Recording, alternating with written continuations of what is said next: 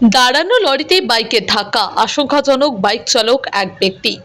দাঁড়িয়ে থাকা একটি লরিতে সজোরে ধাক্কা মারল একটি মোটর বাইক। ঘটনায় গুরুতর জখম হলেন এক ব্যক্তি। বুধবার দুপুরে করণদিঘি থানায় কামাত বটতলা এলাকায় রাজ্য সড়কে এই দুর্ঘটনা ঘটে। স্থানীয় সূত্রে জানা গিয়েছে, করণদিঘি থানার মানিকপুর গ্রামের বাসিন্দা জিতেন সিংহ পেশায় একজন শ্রমিক। বুধবার তিনি মোটর বাইকে করে কাজে গিয়েছিলেন।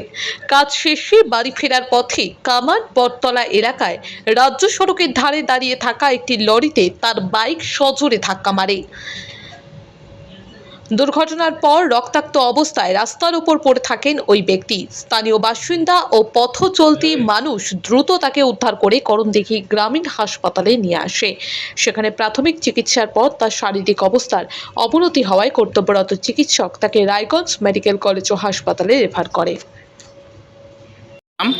সমস্যা না। কি হয়েছিল ঘটনাটা? ঘটনাটা হয়েছিল, একটা লরি দাঁড় করানো ছিল রাস্তা ছেড়ে, সে সামনের দিকে এসে সামনে বাম্পারে মেরে দিয়েছে। কোথাকার ঘটনা এটা? ঘটনাটা হলো বটতলা কামাত।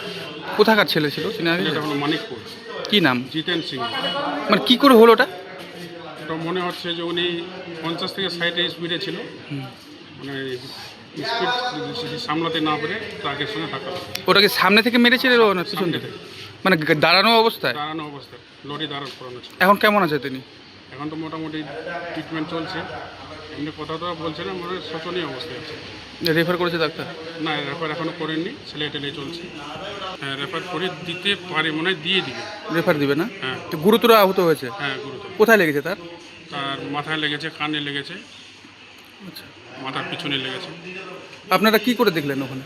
ওখানে আমি বাইক নিয়ে আসছিলাম, দেখছি যে লোকগুলো জমায়েত হয়ে আছে, তো কেউ কোনো কিছু বলছে না। আমরা মানবিকতার খাতিরে করণদিঘি হসপিটাল তুলে নিয়ে চলেছে। আচ্ছা, ডাক্তার দেখেছে, এখন ট্রিটমেন্ট চলছে। ট্রিটমেন্ট চলছে। লরিটা কি দাঁড়িয়ে ছিল? হ্যাঁ, লরি দাঁড় করানো হচ্ছে। তো লরির পিছনে কে মেরে দিয়েছে? না, সামনে মেরেছে, সামনে দিক থেকে। ও দাঁড়ানো, ও দাঁড়ানো সামনে থেকে অবস্থায় এসে সামনে মেরেছে? মেরেছে। ও আচ্ছা আচ্ছা, তো ছেলেটা কি ড্রিঙ্ক করেছিল? সেটা তো বোঝা যাচ্ছে না, কিন্তু এমনি বোঝা যাচ্ছে যে অবশ্যই ড্রিঙ্ক করানো হয়েছিল, মানে ছেলেটার সিমটম থেকে বোঝা যাচ্ছে। সিমটম থেকে মনে হচ্ছিল। হ্যাঁ। আপনার নাম? সমস্যা না।